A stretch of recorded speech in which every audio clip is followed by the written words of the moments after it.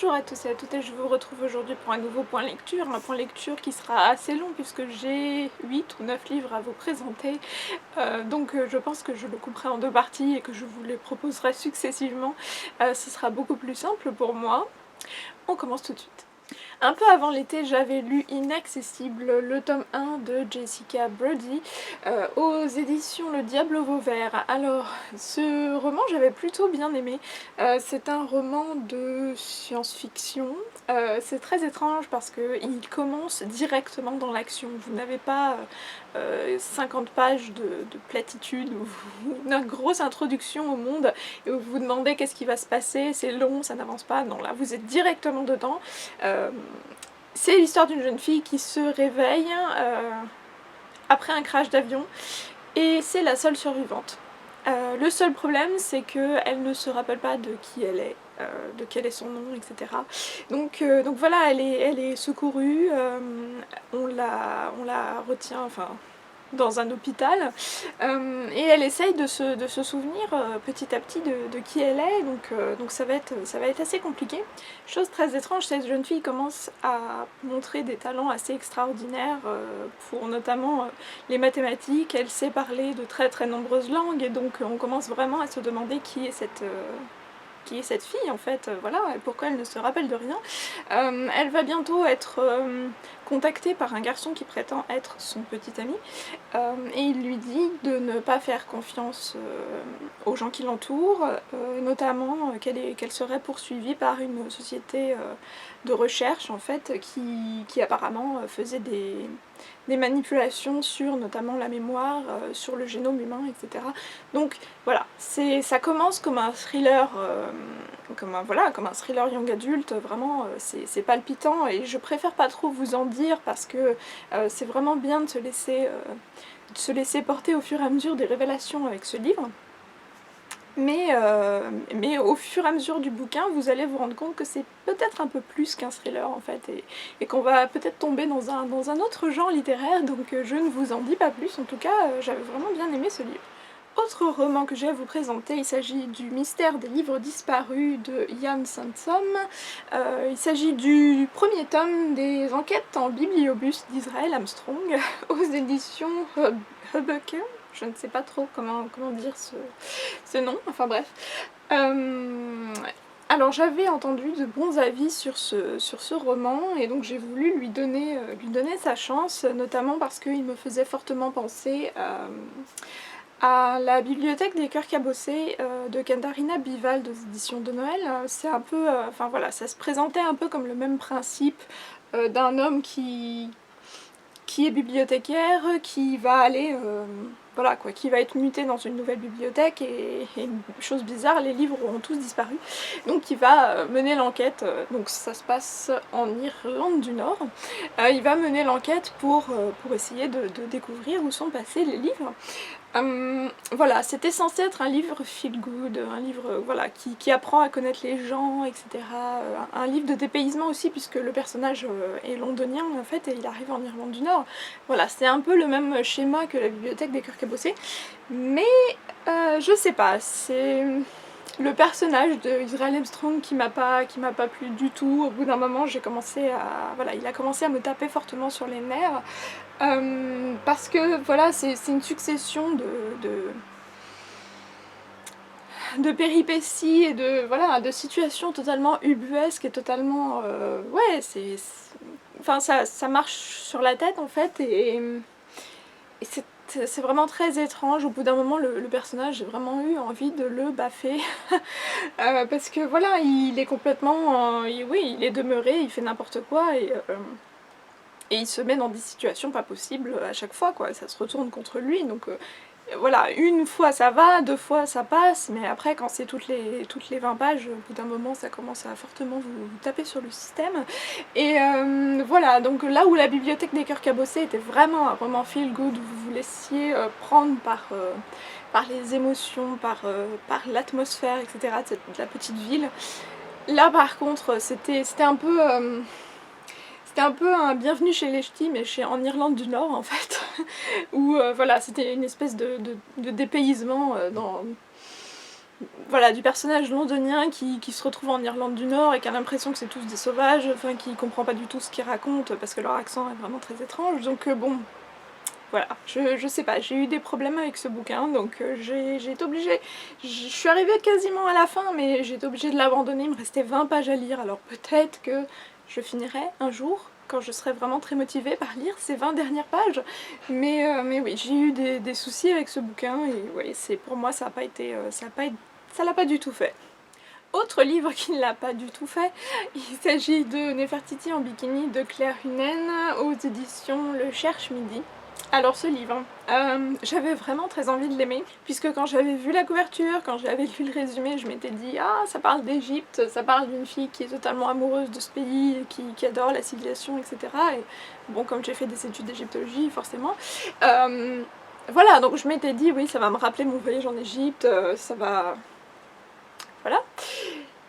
Et ça commence comme ça, donc on se dit « Oui, c'est bien parti, il y a vraiment des scènes qui vraiment vous replongent, si vous êtes aussi un passionné d'Égypte, voilà, dans toutes les impressions que vous avez aussi par rapport à cette civilisation, etc.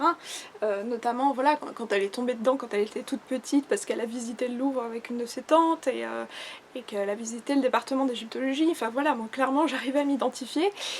Mais le problème principal de ce roman, c'est que c'est... Alors, à voir la couverture, vous avez l'impression que c'est de la chiclite. C'est pas du tout de la chiclite, puisque en fait c'est de la littérature blanche. Donc le ton est donné, dès que vous commencez à lire, c'est vrai que l'auteur aime bien se lire en fait, enfin, c'est vraiment de l'écriture très... voilà. Soit, enfin ça pourrait être un parti pris, mais le souci c'est quand l'auteur, à travers son personnage, ne fait que se plaindre constamment de tout ce qu'elle voit, de tout ce qu'elle entend, de tout ce qu'elle vit, de ses visites, ça lui convient pas, et voilà, c'est à partir du moment où elle part en voyage, donc elle part en voyage en Égypte, ça ne va pas. Elle est constamment en train de se plaindre des autres voyageurs autour d'elle qui sont trop beaufs pour elle, qui n'apprécient pas suffisamment la civilisation, soit. Elle se plaint du guide qui est trop paternaliste, on va dire, et qui ne les laisse pas faire tout ce qu'ils veulent. Elle se plaint des conditions de visite, elle se plaint de plein de choses en fait, et elle fait des critiques, des jugements de valeur en fait, c'est ça le problème. Que ce soit des critiques constructive, d'accord, mais que ce soit des jugements de valeur par rapport à des personnes qui au final ne sont pas responsables des situations, ça m'a fortement posé problème, surtout et d'autant plus que, ayant le background scientifique derrière, parce que j'ai fait mes études, enfin, j'arrivais à comprendre pourquoi ces situations et ces règles étaient établies. Et voilà, le fait qu'elle se plaigne en ne sachant pas, parce qu'elle revendique elle-même le fait de ne pas avoir fait d'études d'égyptologie, parce que ça ne mène à rien, mais elle trouve moyen de se plaindre. Et parfois j'avais envie de dire, mais si tu avais fait ces études, tu saurais pourquoi la situation est comme ça. Donc voilà, c'est par principe, c'est le genre de choses qui m'énervent profondément, c'est les personnes qui critiquent sans savoir, et qui n'ont pas la connaissance derrière, qui n'ont pas fait ce qu'il fallait pour avoir les connaissances et qui se permettent de faire des critiques. Donc ça m'a gavée. Donc voilà, mais sinon, bon, alors après j'ai pris pas mal de notes, hein, comme vous pouvez voir, de toutes les choses qui m'ont... Voilà. Bref, lisez-le si vous avez envie, c'est un tout petit livre, hein, il fait 145 pages. Voilà, moi personnellement, je vous le recommanderais pas. Encore un autre livre qui ne l'a pas fait. Décidément, la fin du mois de juin et le début des vacances n'ont pas été très propices à mes grandes lectures passionnantes. Il s'agit d'Invisibilité de Andrea Cremer et David Levithan aux éditions Michel Lafon. Donc, c'est quand même un petit pavé, enfin, il est pas tout fin, hein, il fait 430 pages à peu près. Et j'ai pas terminé ce livre, voilà, pareil, je l'ai abandonné, et je l'ai abandonné assez tôt quand même hein, dans le roman. Alors j'ai vraiment pas l'habitude, pourtant c'est ça qui est très étrange, je n'ai vraiment pas l'habitude d'abandonner mes livres. Je me force pour aller jusqu'au bout d'un bouquin parce que je me dis non, ça se trouve ça va aller mieux, ça va avancer, ça va s'améliorer. Et là c'était juste pas possible, en plus j'avais d'autres livres à lire pour la rentrée littéraire, il fallait vraiment que j'avance dans mes lectures, donc voilà, j'ai fait le choix de laisser ce livre. Donc rapidement pour l'histoire, Invisibilité, c'est l'histoire d'un garçon qui est né invisible avec une malédiction, voilà. Et seule sa mère, il me semble, pouvait le voir, donc voilà, jusqu'au jour où sa mère est décédée, donc il s'est retrouvé tout seul dans son appartement à être invisible, donc il vivait cloîtré chez lui, il commandait tout par internet, etc. Donc voilà. Et un jour, une jeune fille va emménager dans l'appartement d'à côté, donc oui, à New York, et par la force du destin, il va finir par interagir avec elle et il va s'avérer que la jeune fille arrive à le voir. Donc, gros moment de surprise pour les deux, voilà. Voilà, donc va s'en suivre une espèce de relation entre les deux. Ils vont tomber très très très vite amoureux, ce qui était très pas crédible en fait. C'était presque trop rapidement. Et puis on va s'apercevoir que donc le jeune garçon a une malédiction et qu'il va falloir lever cette malédiction. Enfin, ça a été vraiment très très compliqué. Je vous avouerai que j'ai pas des souvenirs très très marquants de ce livre parce que voilà, ça fait un moment, j'en ai lu plein d'autres entre temps et je sais pas, non, ça l'a pas fait. Enfin un livre qui l'a fait cette fois-ci, il s'agit des monologues du vagin de Eve Ensler aux éditions de Noël. Enfin ce livre a été republié puisque ça faisait un moment quand même qu'il était sorti. Il était plus publié sur le marché, il était uniquement disponible en e-book et maintenant les éditions de Noël l'ont ressorti dans un tout petit livre. Alors il est très fin, hein, il est très très court, il fait 100 pages hein, à peu près. C'est vraiment un très très bon livre, alors pour toutes les filles. Je pense que vous devriez toutes avoir au moins lu une fois ce bouquin, clairement, parce que voilà, ça combine, alors c'était une pièce de théâtre à l'origine, dans les années 90, il me semble, si je ne dis pas de bêtises. Ça a été adapté en livre. C'est un recueil en fait de plein d'avis, de plein d'expériences de femmes qui vont vous parler de leur vagin, puisque voilà, c'est dans le titre, mais au-delà juste de leur vagin, des expériences qui sont liées à cette partie du corps, voilà, des choses qui sont parfois très drôles, parfois des cris du cœur aussi, des revendications très féministes, etc.